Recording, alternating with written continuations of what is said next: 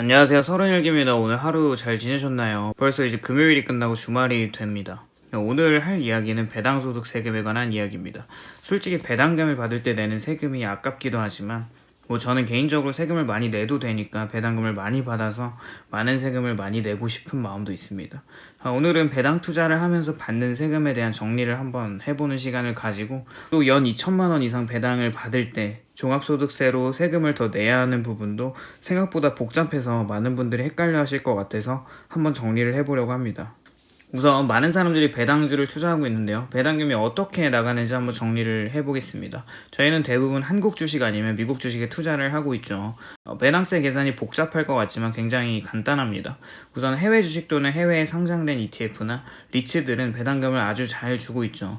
여기서 분기별이나 월별로 배당금을 지급할 때 미리 기본적으로 세금을 원천 징수한 상태로 배당금을 지급합니다. 물론 우리나라 주식도 마찬가지로 배당금이 나갈 때 세금을 빼고 지급됩니다. 여기서 한국의 배당소득세율은 14%이고 여기에 주민세가 1.4%가 더해져서 15.4%가 배당소득세율로 나가게 됩니다. 그리고 미국에서 주는 배당금에 대한 세금은 15%가 나가게 됩니다. 예를 들어 배당금이 100만 원이 들어오게 된다면 미국 주식에 대한 배당세금이 15%인 15만 원이니까 85만 원이 계좌에 들어오게 되고 한국에서는 15만 4천 원이 세금으로 빠지고 84만 6천 원이 계좌에 들어오게 됩니다. 여기까지는 어렵지 않으시죠? 그런데 문제는 연간 배당금이 2천만 원이 초과된다면 그때부터는 2천만 원 초과분에 대해 부과하는 금융소득 종합과세에 들어가게 되는데요. 그렇게 금융소득이 잡히게 되는 부분은 근로소득과 합쳐져서 소득세에 포함되어 종합과세를 하게 됩니다. 표를 보시면 소득세 구간 및 세율표가 있는데요. 2022년 과세표준 구간과 2023년 과세표준 구간이 조금 다릅니다.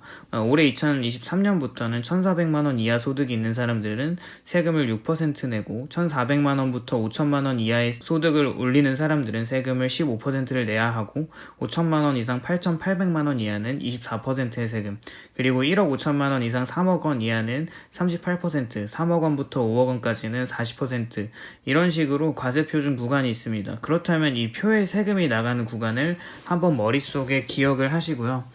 기억할 필요는 없습니다. 그냥 영상을 돌려서 일시정지하고 보시면 됩니다. 어쨌거나 배당소득이 2천만 원을 넘기면 근로소득 플러스 2천만 원 초과 배당에 대한 종합소득세를 매기게 되는데요. 예를 들어 한번 생각해 봤을 때 아주 행복한 상상인 것 같은데요. 만약에 근로소득으로 연봉 3천만 원을 받고 있는 제가 미국 배당주로 유명한 코카콜라에 투자를 하고 3천만 원의 배당금을 받는다고 가정을 해봅시다. 그렇다면 연 2천만 원의 배당소득을 받게 되면 2천만 원 이상에 대한 초과 금액은 1,000만 원이 되겠죠. 근데 우리가 기억해야 하는 부분은 3천만 원에 대한 배당금을 받기 전에 배당소득세율 15%인 450만 원을 공제하고 받았으니까 실제로 계좌에 찍힌 금액은 2,550만 원을 받게 됩니다. 먼저 그걸 기억을 하면 되고요. 그럼 근로소득 3천만 원에 1,000만 원을 더하면 4천만 원이 되면서 세율 구간 1,400만 원에서 5천만 원 사이의 과세표준 구간에 들어가게 됩니다. 그러면 배당금 1,000만 원에 대한 15%의 세금인 150만 원을 추가적으로 납부하게 되는데요. 그런데 잘 생각을 해보면 좀 전에 우리가 배당금을 받으면서 이미 세금이 원천 징수된 상태라 배당소득세율 15%가 납부된 걸 기억하시죠? 그렇게 추가로 내야 하는 150만 원을 우리는 이미 낸 상태이기 때문에 세금을 낼 필요가 없습니다. 이해가 조금 되시나요? 조금 더 이해를 돕기 위해 한 가지 더 다른 예시를 들어보겠습니다. 이번에는 연봉 5천만 원의 직장인 A씨가 똑같이 미국 주식에 투자해서 배당금을 3천만 원을 받는다고 가정을 해보겠습니다. 그렇다면 이번에는 근로소득 5천만 원 더하기 2천만 원 연간 배당소득세 초과분에 대한 1,000만 원을 더하면 6천만 원이 종합소득세율로 잡히게 되겠죠. 그렇게 되면 이번에는 5천만 원 이상 8,800만 원 이하인 세율 구간인 24%의 세금을 내게 되는데요. 그렇다면 이번에는 1,000만 원에 대한 세금이 240만 원을 내야 되는 상황이 되겠죠.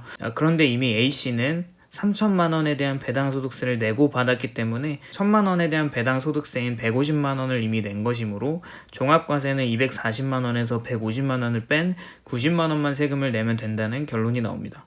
그리고 마지막으로 연 배당금 3천만 원을 달성하고 은퇴를 선언한 B씨가 있다고 가정을 해봅시다. 그렇다면 이분은 연간 받는 3천만 원에 대한 배당금에 대한 세금을 15%인 450만 원을 이미 내고 2,550만 원을 받겠죠.